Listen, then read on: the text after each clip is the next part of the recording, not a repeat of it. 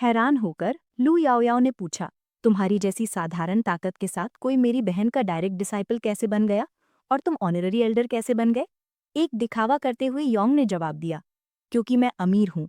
मैंने तुम्हारी बहन को उसके डायरेक्ट डिसाइपल के टाइटल के लिए 5 lakh high quality spiritual stones दिए, और मैंने 100 million top grade spiritual crystals और 9 स्टार स्वॉर्ड फॉर्मेशन का सीक्रेट मैनुअल खर्च करके सेक्ट के ऑनररी एल्डर का टाइटल खरीदा। ये सुनकर लू याओयाओ को लगा जैसे उसके कान उसे धोखा दे रहे हैं। तुम ये टाइटल्स खरीद सकते हो? जैसे ही वो बात कर रहे थे, पास से एक नफरत भरी आवाज आई, बकवास। क्या तुमने कभी एक टॉप ग्रेड स्पिरिचुअल क्रिस्टल भी देखा है? तुम 100 million top grade spiritual crystals की बात इतनी आसानी से कर रहे हो? क्या तुम्हें इतनी बड़ी संख्या का मतलब भी समझ आता है? ये थी हुआयू मैन, 10,000 फ्लावर वैली की वैली मास्टर। योंग के बदलते रवैये को देखते हुए उसने एक कॉन्ट्रैक्ट फेंका और चैलेंज किया, अगर तुम अभी 100 million top grade spiritual crystals निकाल सकते हो तो ये वैली मास्टर तुम्हें मौके पर ही अपना मास्टर मान लेगी। अपने नाम के साथ एक और सम्मानित टाइटल जोड़ना कैसा रहेगा? तनावपूर्ण सिचुएशन को देखते हुए लू याओयाओ जल्दी से बीच बचाव करने आई। एल्डर योंग, मेरी मास्टर को बढ़ा चढ़ाकर बोलने वाले लोग पसंद नहीं है। बुरा मत मानना, उनका मतलब बुरा नहीं है। और मास्टर, आप फिर से कॉन्ट्रैक्ट क्यों निकाल रही हैं? तमाशा बंद कीजिए। क्यों? मुझे बस उसकी शेखी पसंद नहीं आ रही। और लू याओयाओ, अपनी आंखें खुली रखो, इन जैसे बदमाशों को तुम्हें बेवकूफ ना बनाने दो। उलझन में फंसी हुई लू याओयाओ ने समझौता करने की कोशिश की। मास्टर, मेरे स्टार एक्सट्रीम सेक्ट के ऑनररी एल्डर हैं, प्लीज उन्हें और ज्यादा बेइज्जत मत कीजिए। उसकी बात को नजरअंदाज करते हुए हुआयू मैन ने जिद की, तो क्या हुआ? अगर वो ऑनररी एल्डर है तो मुझे अभी भी उसे काबू में रखना है। हुआयू मैन के लगातार हमले के नीचे योंग का एक्सप्रेशन और भी कठोर होता गया। लू याओयाओ की तरफ मुड़कर उसने कहा, जूनियर मास्टर, तुम्हारी मास्टर बहुत ज्यादा घमंडी हो रही हैं। मैं इसको इंसल्ट नहीं सह सकता। इसके साथ उसने एक स्पेशल रिंग निकाली जिसमें 100 million top grade spiritual crystals भरे थे और उसे हुआयू मैन पर फेंक दिया। एक तंज के साथ उसने कहा, अच्छी छेली, इन 100 million top grade spiritual crystals को हमारी पहली मुलाकात का तोहफा समझो। एक तंज के साथ हुआयू मैन ने पलट कर कहा, मैं देखना चाहूंगी कि तुम कैसे नाटक करते हो। उसने स्पेशल रिंग के अंदर की चीजें देखना शुरू कर दी। इसी समय योंग का मुंह पर थप्पड़ मारने वाला दांव सफल माना गया, जिससे उसे इनाम मिले 10 golden silkworm star shining stones, 100 बूंद purple thunder mad lion blood और 5 sword heart advancement fragments. Yong थोड़ा चौंक गया। तो दिखावा करने और बेइज्जती करने के भी इनाम मिलते हैं? ऐसा लगता है कि सिस्टम में कई छुपे हुए फीचर्स हैं जो मैंने अभी तक नहीं खोजे हैं। जैसे ही हुआयूमैन स्पेशल रिंग की जांच करके उसमें टॉप ग्रेड स्पिरिचुअल क्रिस्टल्स की बड़ी संख्या देखकर हक्का बक्का रह गई। लेकिन योंग का दिखावा अभी खत्म नहीं हुआ था। ये मत सोचना कि मेरे पास सिर्फ वो थोड़े से स्पिरिचुअल क्रिस्टल्स हैं। इसके बाद योंग ने star shining stone, great demon fairy blood, 9 leaf soul returning orbs, sword heart advancement fragment और भी बहुत कुछ निकालकर मास्टर चेली के जोड़े को पूरी तरह से हैरान कर दिया। इसके अलावा योंग ने उन्हें तुरंत इस्तेमाल करना शुरू कर दिया। इस आइटम को स्वॉर्ड हार्ट एडवांसमेंट फ्रैगमेंट कहते हैं। अगर तुम्हारी स्वॉर्ड इंटेंट की समझ अपने पीक पर पहुंच जाए तो इसके अंदर की शक्ति को अब्जॉर्ब करके तुम सीधा स्वॉर्ड हार्ट रेल में ब्रेक थ्रू कर सकते हो। ये कहते हुए उसने फ्रैगमेंट को अपने शरीर में मर्ज कर लिया। एक पल में एक जबरदस्त स्वॉर्ड इंटेंट फूट पड़ा, जो स्वॉर्ड हार्ट रेल्म के बनने का संकेत था। ये देखकर हुआयू मैन की आंखों में अविश्वास भर गया। आखिरकार उसने हार मान ली और योंग की चेली बन गई। लेकिन उसने साफ किया कि ये सिर्फ उसके व्यक्तिगत रूप से है और इसमें 10,000 फ्लावर वैली शामिल नहीं है। लू याओयाओ अब तक बिल्कुल उलझन में थी। मेरी मास्टर योंग से कैसे जुड़ गई? अगर योंग मेरी मास्टर का मास्टर बन जाता है तो क्या वो मेरा ग्रैंड मास्टर नहीं बन जाएगा? हुआयू मैन ने तुरंत कॉन्ट्रैक्ट ऑफर किया और सम्मान से योंग को अपने नए मास्टर के रूप में प्रणाम किया।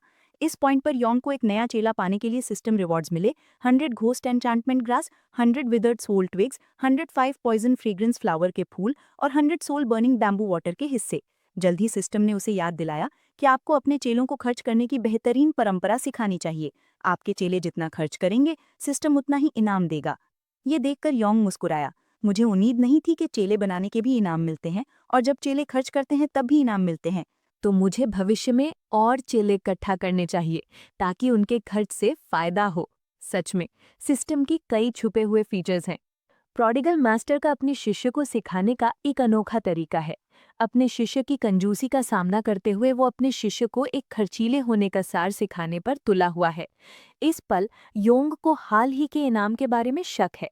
नाम सुनने में ऐसा क्यों लगता है जैसे ये कुछ बहुत जहरीला है? क्या 10,000 फ्लावर वैली एक ऐसा गुट है जो जहर पर अध्ययन करता है? क्या तुम लोग इसे पहचानते हो?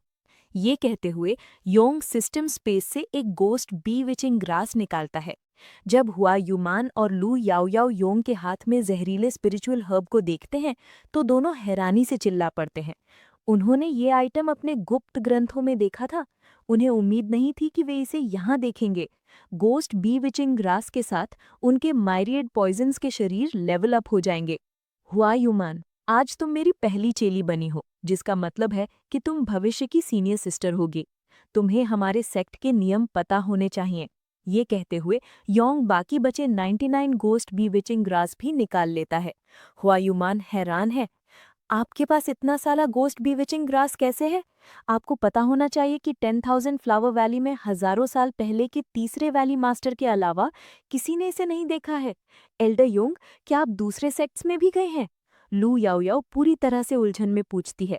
योंग कहता है, इसे मेरे पर्सनल रूल समझ लो, लेकिन मेरा भविष्य में कोई सेक्ट स्थापित करने का प्लान नहीं है। मेरे प्रोडिगल सेक्ट के चेले पूरे मिस्टिकल हेवन कॉन्टिनेंट में और हजारों लोअर रेल्म्स में फैले होंगे। तभी सिस्टम प्रकट होता है।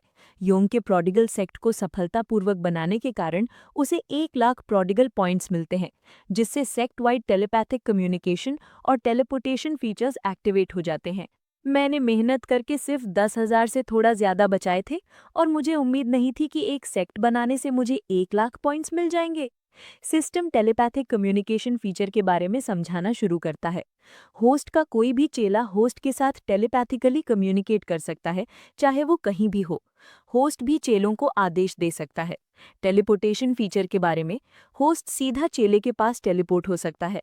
हर चेले के पास दिन में एक बार टेलीपोर्ट किया जा सकता है, जिसका मेंटेनेंस टाइम 1 घंटा होगा।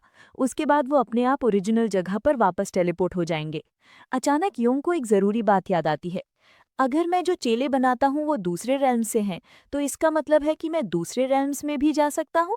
योंग की बातें सुनकर हुआयुमान का चेहरा बेहद अजीब हो जाता है। वो इस दूसरे सेक्ट, प्रोडिगल सेक्ट का नाम लेने की हिम्मत भी नहीं कर पा रही। ये नाम बोलना एक मजाक होगा। फिर भी योंग हुआयुमान को बहुत गंभीरता से देखता है। हुआयुमान, सेक्ट की सीनियर सिस्टर होने के नाते तुम्हें सेक्ट के नियमों को पूरी तरह से समझना होगा। मैं तुमसे पूछता हूँ, इस गोस्ट बीविचिंग ग्रास को देने के बाद तुम इसका क्या करने का प्लान बना रही हो? हुआयुमान उलझन में दिखती है। ये भी कोई पूछने वाली बात है? लू याओ याओ और मुझे कल्टीवेशन के लिए जितनी ज़रूरत है उसके अलावा बचा गोस्ट बीविचिंग ग्रास निश्चित रूप से 10,000 फ्लावर वैली में मास्टर की अनुमति के बिना इस्तेमाल नहीं किया जाएगा। मैं निश्चित रूप से उन्हें मास्टर के लिए सुरक्षित रखूंगी। लेकिन ये सुनकर योंग फ्रस्ट्रेशन में चिल्ला उठता है, उसे बेवकूफ़ कहता हुआ। सुरक्षित रखने का क्या मतलब? हम प्रोडिगल सेक्ट हैं। तुम नाम का मतलब भी कैसे नहीं समझती? ये चीजें इस्तेमाल करने के लिए हैं, उन्हें छुपा कर रखने का क्या मतलब? इस पल योंग पूरी तरह से परेशान है और एक बड़ा सा व्हाट द हेल बोल देता है। इस पॉइंट पर हुआयुमान बिल्कुल निराश महसूस करती है। वो 10,000 फ्लावर वैली के वैली मास्टर है और फिर भी उसे ये नौजवान लड़का डांट रहा है। योंग फिर गोस्ट बीविचिंग ग्रास के साथ पास आता है और पूछता है कि क्या वो उसके जहर से डरती है। हुआयुमान कहती है कि वो और याओयाओ ऐसे शरीर कल्टिवेट कर रहे हैं जो हर तरह के जहर को संभाल सकते हैं, इसलिए गोस्ट बीविचिंग ग्रास का जहर उनके लिए फायदेमंद है। लेकिन याओयाओ छोटी है और एक बार में बहुत ज्यादा अब्जॉर्ब नहीं कर सकती। फिर भी योंग उन्हें अब्जॉर्ब करने के लिए नहीं कह रहा, बल्कि उन्हें सोने से पहले इससे अपने पैर भिगोने का सुझाव दे रहा है। अगर तुम थके हुए हो तो क्या तुम्हें कुछ इस्तेमाल करके नहाना नहीं चाहिए?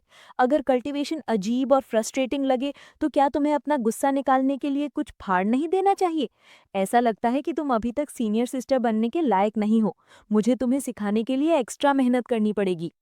हुआयुमान उलझन में पूछती है, अगर हम जैसा आप कहते हैं वैसा करते हैं मास्टर, तो 100 गोस्ट बीविचिंग ग्रास कुछ दिनों से ज्यादा नहीं चलेंगे। फिर से उसे योंग से डांट पड़ती है। अगर खत्म हो गए तो तुम कुछ और इस्तेमाल करोगी। इन बेकार चीजों का क्या मतलब?